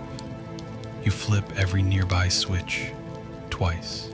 You reset the circuit breaker. You unplug, replug, wait. Still nothing. You check the wiring, or pretend to. Everything looks right, mostly because you don't know what wrong looks like. You ask the builder, they say, huh. You ask an electrician, they shrug. They suggest opening the wall. You suggest living with it. Eventually, you give up, but you leave it there because it looks good, because it completes the symmetry, because removing it would create a hole, and at least this one is filled. You start to lie about it, to guests, to yourself. That one's controlled by a switch. That's a backup circuit. It's for low voltage devices. You say things you don't understand, but confidently, just like the outlet. A silent socket is a design choice now. Eventually it becomes invisible, a background detail, a reminder that form won the battle, but function left early. And still, it stays, untouched, unused, unchanged, a placeholder for power that never arrived. The uncertain outlet, past power, present doubt. It worked once, and that's the only proof it ever did. It's not new, it's not broken, it's just unclear. You remember using it at some point long ago, maybe for a lamp, maybe for a fan that no longer works. But now it's a question mark in plastic. A socket with history and no documentation. You approach it carefully, like an ex you ran into at a grocery store. You plug something in. No spark, no light, no sound. You wait, still nothing. You unplug, replug, change devices. Still silence. But somehow, you don't trust the result. You try again the next day, and it works, briefly, for 5 seconds. Then it stops. You nod. That makes sense. The outlet has moods now, sometimes generous, sometimes completely indifferent. You begin to assign it a personality. Grumpy, retired, passive-aggressive. You consider replacing it, but you don't. Because that would confirm it's broken, and that would be sad. Some PowerPoints are less about electricity, more about memory. You start using it for devices you don't care about. A salt lamp, a backup humidifier, an old phone you pretend to need charged. It becomes the maybe socket, the test socket, the emotional outlet. You don't rely on it, but you don't remove it either. It stays as a quiet mystery in a room full of things that still work. The outdoor outlet, brave, wet, and mostly decorative. Put power where nature lives. What could go wrong? It sounded smart, helpful, convenient, power, outside, to plug in tools, holiday lights, pressure washers, devices you definitely own and use regularly. So someone installed it, usually on a side wall, near nothing, behind a bush. It came with a cover, plastic, hinged, meant to seal, but doesn't. The outlet is GFCI protected, in theory. It has a test button. You've never tested it. It is not exposed. It is just out there. Rain hits it, snow surrounds it, bugs explore it. You open the flap one day. Inside, rust, webs, a broken leaf, and one extremely unimpressed spider. You plug something in. It fits, then sags. You jiggle. Nothing happens. You check the breaker. It's fine. You try again. Now it works. Maybe. You don't trust it. Some covers are spring-loaded.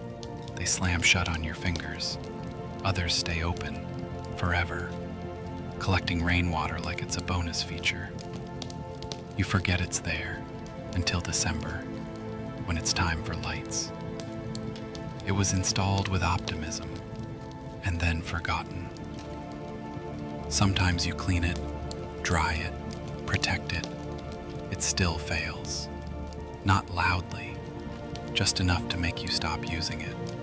Still, it remains on the wall, by the deck, a rectangle of hope and corrosion, waiting for a tool you may never use again.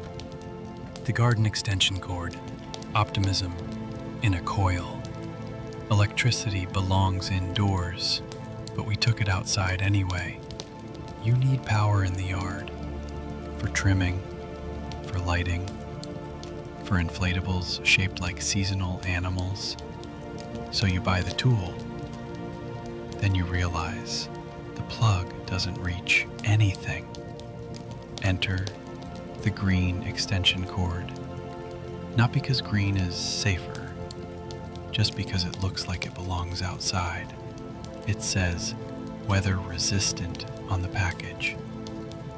You believe it. You shouldn't.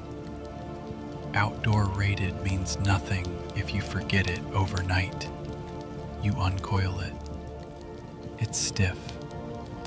It fights back, like it resents the request. You plug it in, the device turns on. Victory. Then the wind shifts. The plug jiggles. The power flickers. You pretend it didn't. You wrap it around a rock. You run it across the grass. You protect the connection with a plastic box that immediately fills with condensation. Later, someone walks across the lawn. They trip. The cord pulls. The plug pops out. No one claims responsibility. You coil it up, eventually, into something resembling a knot. You hang it on a rusty hook, where it waits for spring, for summer, for death. Sometimes you leave it outside by accident. Rain comes, then sun, then mildew. It still works. You don't ask how. It's not meant to last, just meant to reach. You own several, different lengths, different shades of green. One orange, the emergency cord. None of them quite long enough. All of them slightly damaged. And still, every year, you plug them in again. Because the bush needs trimming. And hope, apparently, is still conductive. The campsite outlet, civilization, loosely installed. Out here, power is not a right. It's a negotiation with the elements. You arrive at your campsite. Nature, silence, trees, and, to your surprise, a small gray box with a flap. An outlet. Real power. In the wild, you feel victorious. You brought your phone, your lamp, your portable blender. Don't ask why. You open the flap. Inside, one socket. Slightly rusty, slightly wet, definitely alive. You plug in. The forest accepts your request, but not enthusiastically. It works at first. Then someone in the next tent boils water. The lights flicker. The outlet resets. You wait. You try again. Nothing. You open the breaker box. There are switches, all unlabeled, all identical. You pick one. It clicks. Now the light works again, and the neighbor's radio doesn't. You walk away, quickly.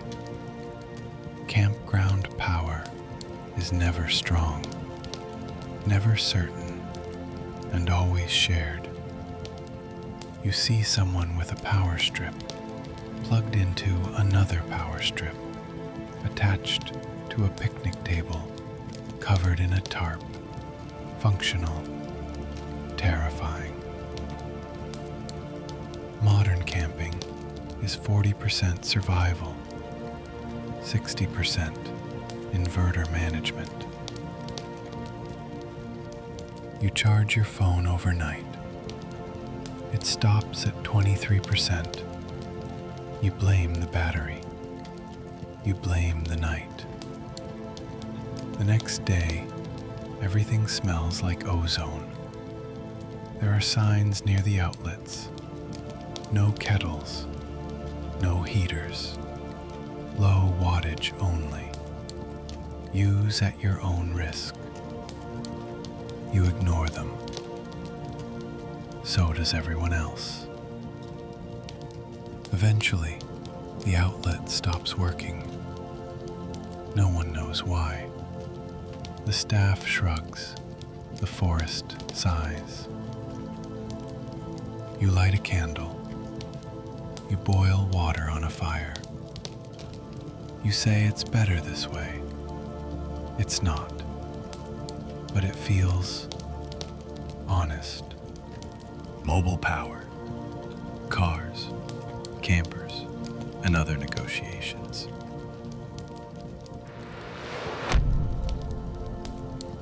Electricity can move, but it doesn't want to.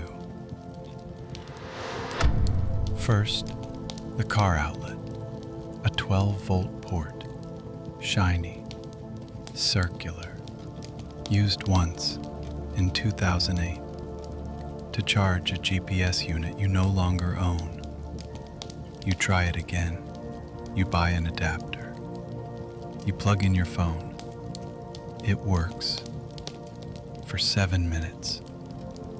Then the fuse blows. You don't fix it. You weren't even sure it had a fuse. Then the camper van. A full setup. Sockets, switches, even USB ports built into the wall.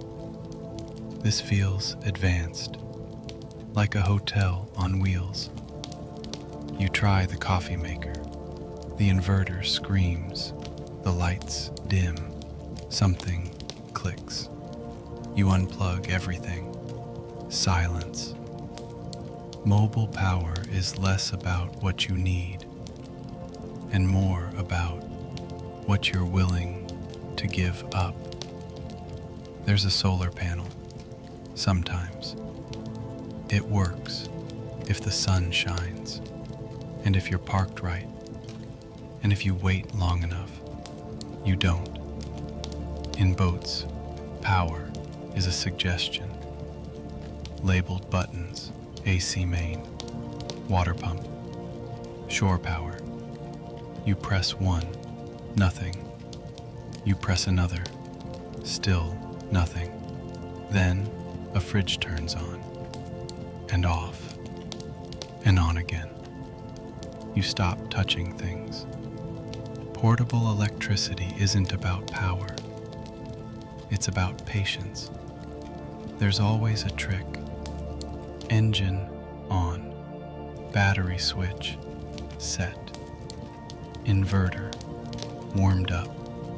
Solar input stabilized. Tide not rising. You learn, or adapt, or live without. You charge your phone from the engine. You make toast from a gas flame. You read by flashlight. Because mobile electricity is free and unpredictable, like trust. Bedside outlet. Final ritual of a tired civilization. At the end of everything, you reach for one thing. A small, familiar source of power. It's dark.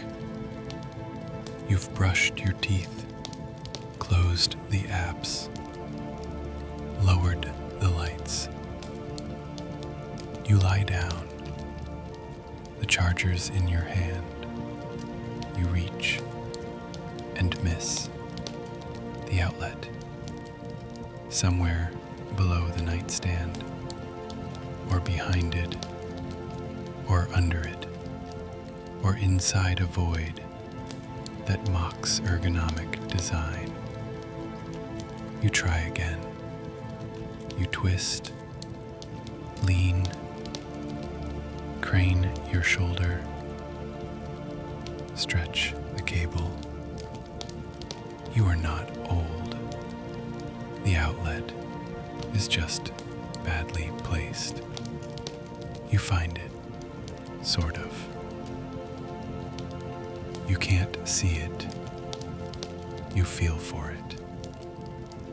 Fingertips brushing plastic, wall, dust.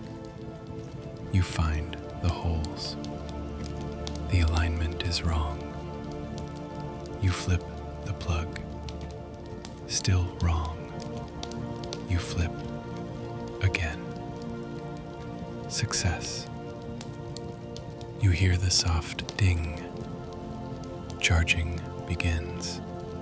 Sanctuary. But then, the cable's too short. You can't place the phone on the nightstand. You balance it halfway off. It slips. You reposition. It buzzes. Stops charging. You press. It starts again. You exhale. Sometimes the outlet is on the other side of the bed, not yours. You roll. You stretch the cable across the sheets. Now it's a trap line. You know you'll forget. You'll stand up in the morning and everything will fall. You do it anyway. Bedside power is not about comfort. It's about commitment. Some people install USB outlets. Some add hubs. Some give up and leave the phone on the floor, face down, screen glowing faintly like a lighthouse for lost dreams. You turn off the lamp, lie back, and the cable, quiet, twisted, slightly warm, reminds you you're still connected to something for now. The other bedside socket, a silent witness. Not every outlet is meant for use. Some are meant to wait. You've never plugged anything into it, not once.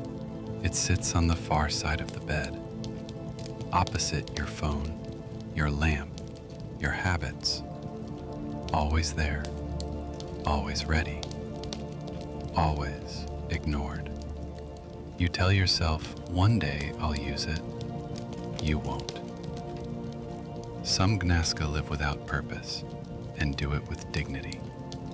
It's clean, untouched, no dust inside, no scuff marks.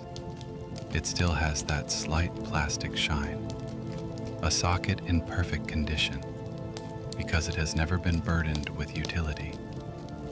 You think it's for a future guest, a second person, someone who'll sleep on that side, bring their own charger, need power.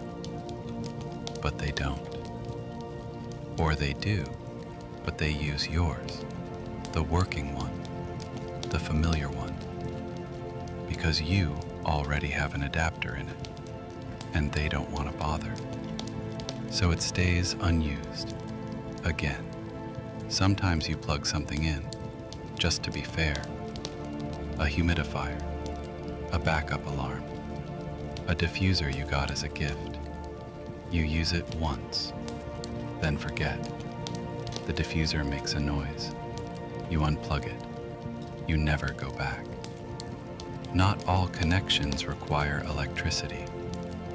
This outlet becomes symbolic of symmetry, of potential, of what could have been charged, but wasn't. It becomes part of the room, like baseboards or corners, invisible unless sought. You could remove it, but that feels cruel. It hasn't done anything wrong, so you leave it as a quiet companion, facing the bed, facing nothing. And that feels right. Hostile power, borrowed, shared, regretted. There is always one socket, and 5 people who want it. You enter the room, backpack down, bed assigned, 7 bunks, 1 window, no curtains. And there, on the far wall, a single double outlet, already in use. 1 phone, 1 toothbrush charger, 2 international adapters stacked like architectural mistakes. You stare, you smile, you wait. Nothing changes. In a shared room, electricity is a silent competition. You find an unused socket, low, near the floor, behind someone's suitcase. You crawl, you find it, it works. You rejoice, you plug in your phone, sit on the floor, scroll in silence.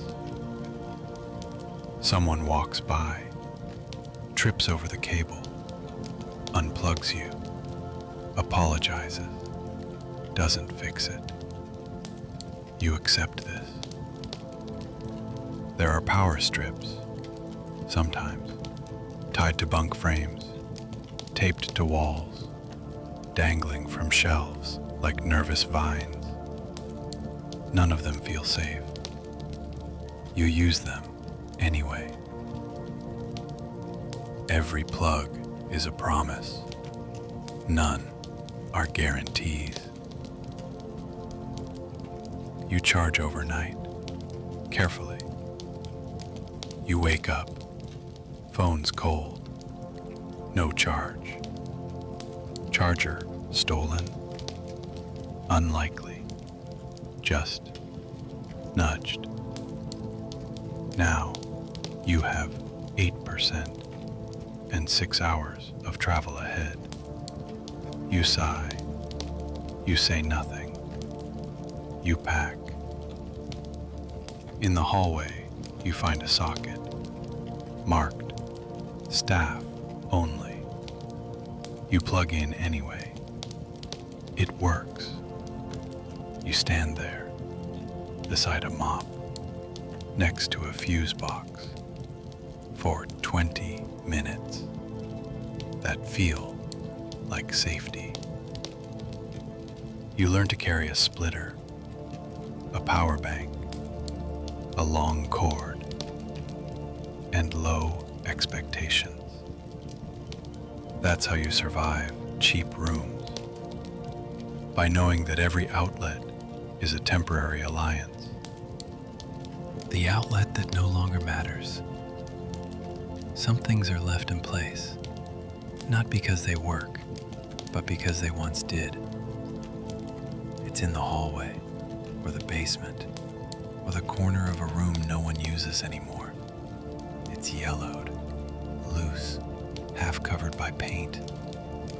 A tiny crack on one side, a reminder of something moved too fast and too close. You haven't used it in years. You don't need to, but you haven't removed it either. Power isn't always about current. Sometimes it's just memory. Once it ran a lamp, or a radio, or a router that never quite worked right. You remember plugging things in and wondering if it was safe. You stopped using it when you found better options. Higher, closer, simpler. But this one stayed. No one asks about it. Guests don't notice. You don't mention it.